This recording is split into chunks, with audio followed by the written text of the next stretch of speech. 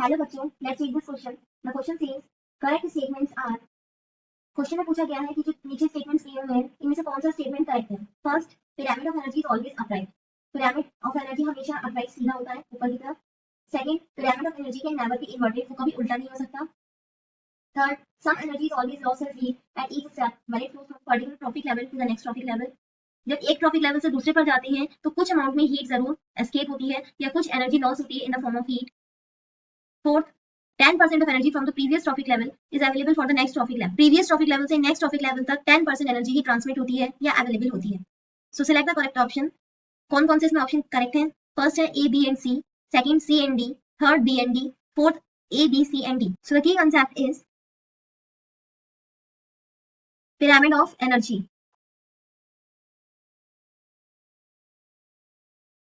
Energy का pyramid कैसा होता है? हमेशा अपराइट होता है, सीधा होता है।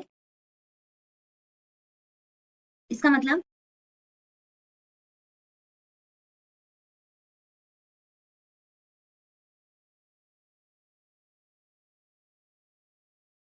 सो बेस में होते हैं यहाँ पर producers, that is a green plants.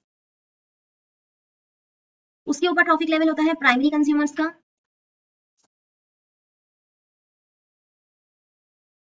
Then secondary consumers,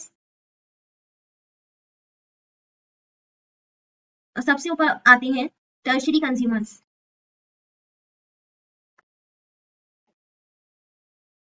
सो इस तरीके से जो पिरामिड ऑफ एनर्जी होता है वो बिल्कुल सीधा होता है। यहाँ पर जो नीचे प्रोड्यूसर्स होंगे इनकी एनर्जी कैसी होती है? हाई होती है, और ऊपर जाते जाते एनर्जी कम होने लगती है। सो प्रोड्यूसर्स की हाईएस्ट एनर्जी होती है, फिर हर्बीवोर्स की, प्राइमरी कंज्यूमर्स की उससे कम होगी, सेकेंडरी कार्निवोर्स में उससे कम होगी, और टर्शियरी कंज्यूमर्स में उससे कम होगी। इतनी सबसे कम होगी। तो जैसे जैसे ये एनर्जी पिरामिड ऊपर जाता है तो एनर्जी क्या होती है? कम होने लगती है। इसका मतलब है कि जैसे हम एक लेवल से दूसरे लेवल पर जाएंगे तो क्या होगा? एनर्जी लॉस होती है। इट मीन्स प्रोड्यूसर्स की, प्लांट्स की एनर्जी ज्यादा होगी as compare to primary consumers. Primary consumers की ज्यादा होगी as compare to secondary consumers, और सेकेंडरी कंज्यूमर्स की ज्यादा होगी as compare to tertiary consumers. So first statement correct है। सेकेंड है pyramid of energy can never be inverted. It means ये उल्टा नहीं हो सकता, ऐसे नहीं हो सकता कि प्रोड्यूसर्स की सबसे कम हो जाए और टर्शियरी कंज्यूमर्स की सबसे ज्यादा हो जाए। ये पॉसिबल नहीं है, क्योंकि जब यहाँ से एनर्जी जाएगी तो कुछ हीट की फॉर्म में लॉस होती है। तो इस तरीके से जो प्रोड्यूसर से ऊपर ट्रॉफिक लेवल में एनर्जी जाएगी वो कम होती जाएगी। सो सेकंड स्टेटमेंट भी करेक्ट है। थर्ड में कहा है some energy is always lost as heat at each step when it flows from particular trophic level to the next trophic level. So ये स्टेटमेंट भी करेक्ट है। व्हाई? बिकॉज जैसी energy यहाँ से यहाँ जाएगी तो वो लॉस होगी कुछ in the form of heat, और ये हीट कब, कौन से प्रोसेस में रिलीज होगी? लाइक मूवमेंट में, डाइजेशन में। तो उसमें क्या होगा? ये हीट लॉस होगी।